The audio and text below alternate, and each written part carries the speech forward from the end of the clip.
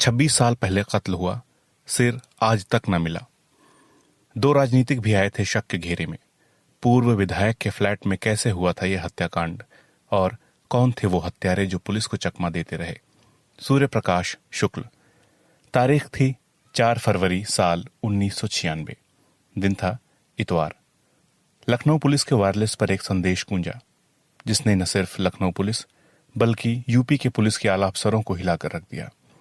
संदेश था कि ओसीआर बिल्डिंग के बी टावर से एक लाश नीचे फेंकी गई है।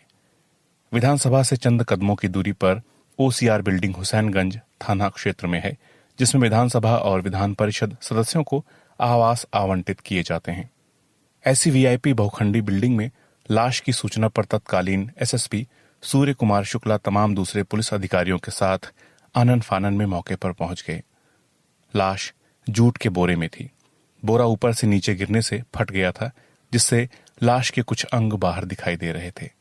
7वां तल और फ्लैट नंबर 706। दारोगा ने जैसे ही बोरा खोला, अधिकारियों के चेहरे से हवाइयां उड़ने लगी। लाश का सिर गायब था। वो सिर कटी लाश थी। करीब 1 घंटे की छानबीन के बाद पुलिस इस नतीजे पर पहुंची कि लाश 7वें तल की बालकनी से नीचे फेंकी गई थी। लाश पुरुष की थी, जिस्म पर पैंट और शर्ट थी। पुलिस को उसकी जेब से सिवा एक रुमाल के कोई ऐसा साक्ष्य नहीं मिला जिससे लाश की पहचान हो पाती। पुलिस ने आसपास काफी तलाश की, लेकिन लाश का सिर पुलिस को नहीं मिला।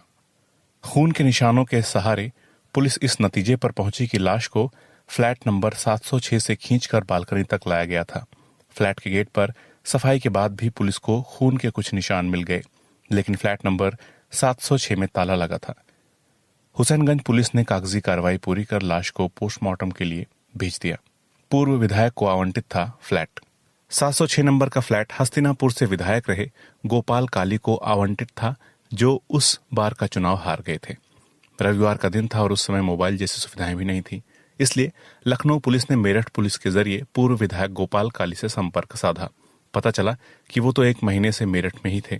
ये भी बताया कि फ्लैट की 2 चाबियां हैं, एक उनके पास रहती है, जबकि दूसरी चाबी फ्लैट की साफ सफाई करने वाले केयरटेकर मनोज शर्मा के पास रहती है।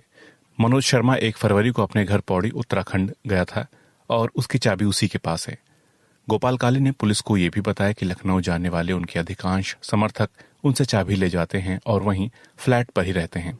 31 जनवरी को ही एक समर्थक ने उन्हें फ्लैट की चाबी वापस की है, बलि देने की आशंका। रिटायर्ड आईपीएस राजेश पांडे बताते हैं कि फ्लैट की एक चाबी पौड़ी में और दूसरी पूर्व विधायक के पास होने की जानकारी पर पुलिस फ्लैट का ताला तोड़कर अंदर घुसी। अंदर कमरे की ठीक से सफाई की गई थी। डबल बेड पर नई चादर पड़ी थी, लेकिन पुलिस ने जैसे ही चादर हटाई, गद्दे पर काफी खून दिखाई दिया। साथ ही पुलिस को सफाई के बाद भी कमरे की फर्श से खून के निशान मिल गए, जिससे इस बात की तस्दीक हो गई कि हत्या उसी कमरे में की गई थी। बाथरूम में वॉश बेसिन में मिले खून के निशानों ने इस बात की पुष्टि की कि वहां खून साफ किया गया है। कमरे की तलाशी के दौरान पुलिस को वहां से भारी मात्रा में शराब की खाली बोतलें मिली। इसके साथ ही कुछ और भी आपत्तिजनक सामान पुलिस ने फ्लैट से बरामद किया। उस समय लखनऊ में क्राइम रिपोर्टर रहे दीपक शर्मा बताते हैं कि मामला पॉश इलाके में सिरकटी लाश मिलने का था, इसलिए अखबारों में इससे जुड़ी खबरों को प्रमुखता मिल रही थी। कमरे की छानबीन से ऐसा प्रतीत होता था कि जैसे वहां हवन और पूजन किया गया हो। इससे वहां बलि दिए जाने की आशंकाएं भी अखबारों में छपी। संदेह के घेरे में बड़े लोग। इस बीच पूर्व विधायक गोपाल काली भी लखनऊ आ गए थे। उस समय क्राइम रिपोर्टिंग करने वाले मनीष मिश्रा बताते हैं कि पुलिस ने लाश की पहचान के लिए उन्हें लाश की फोटो और कपड़े भी दिखाए, लेकिन वो पहचान नहीं कर सके। हाँ, उन्होंने ये जरूर स्वीकार किया कि लाश की जेब से मिला रुमाल उनका है। इस तरह घटना के 5 दिन बीत गए और 5 दिन बाद भी पुलिस की तफ्तीश वहीं खड़ी थी जहां से शुरू हुई थी। 6ठे दिन यानी 10 फरवरी को लाश की पहचान के रूप में पुलिस को बड़ी सफलता मिली। लाश की शिनाख्त सरकारी कर्मचारी मदन पाल के रूप में हुई। गोपाल काली ने बताया कि मदन पाल सचिवालय में नौकरी करता था, साथ ही उनके क्षेत्र से जुड़े काम वही करता था। जब वो लखनऊ में नहीं होते थे तो भी वो काम के लिए अपने समर्थकों को मदन पाल के पास पत्र लिखकर भेज देते थे। फ्लैट पूर्व विधायक हो चुके गोपाल काली के नाम आवंटित था, सो गोपाल काली पहले ही दिन से शक के दायरे में थे। उन पर शक उस समय और गहरा हो गया जब लाश की जेब से बरामद रुमाल को उन्होंने अपना बताया। गोपाल काली अभी जीवित हैं। उन्होंने हमसे बातचीत में बताया कि समाचार पत्रों के साथ पुलिस की शक की सुई लगातार उन पर और उनके एक विधायक मित्र पर, जो कि बाद में एक राज्य के मुख्यमंत्री और केंद्र में मंत्री भी हुए, उस पर थी। रोज अखबारों में उन दोनों को लेकर खबरें छप रही थीं। आखिरकार उन दोनों ने तत्कालीन एसएसपी सूर्य कुमार शुक्ला से मुलाकात की और मामले में तेजी से जांच कराने का अनुरोध किया। टेलीफोन डायरी से खुली घटना। हत्या का कोई सुराग नहीं मिल रहा था और न ही लाश का सिर। ऊपर से लगातार पुलिस पर दबाव बढ़ रहा था। इसी बीच पुलिस को उस फ्लैट से एक टेलीफोन डायरी मिली जिसमें 100 से ऊपर नंबर थे। पुलिस ने सभी नंबरों पर फोन करना शुरू किया। इसी बीच डायरी से एक नंबर पुलिस को मिला जो मवाना मेरठ निवासी अशोक शर्मा उर्फ अशोक पंडित का था।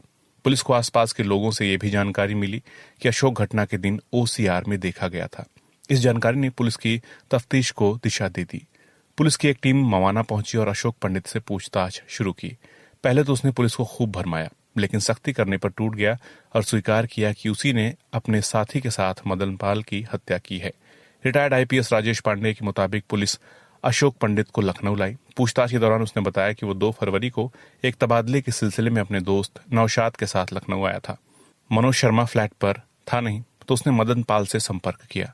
मदन ने उसे रात में फ्लैट पर मिलने को कहा। चाबी न होने पर मदन ने कहा कि उसने चाबी बनवा रखी है। रात में तीनों ने फ्लैट में खूब शराब पी। इस दौरान अशोक शर्मा ने मदन पाल को दलाल कह दिया, जिस पर मदन ने उसे थप्पड़ मार दिया। फिर क्या था, अशोक और नौशाद ने सब्जी काटने वाले चाकू से उस पर कई हमले किए, जिससे उसकी मौत हो गई। नहीं मिला आज तक सिर।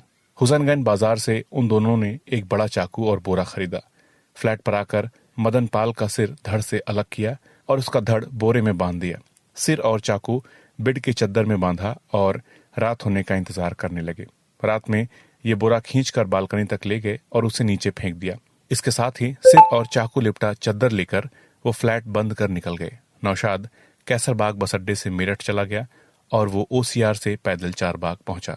रास्ते में चद्दर में बंधा सिर और चाकू उसने हैदर कैनाल में फेंक दिया। पुलिस ने हैदर कैनाल में सिर को काफी तलाशा। पुलिस को सिर तो नहीं मिला, हाँ चाकू जरूर मिल गया। पुलिस ने नौशाद को भी गिरफ्तार कर लिया और दोनों को हत्या के आरोप में जेल भेज दिया। मामला अभी तक अदालत में है, लेकिन मदन पाल का सिर पुलिस आज तक नहीं बरामद कर सकी।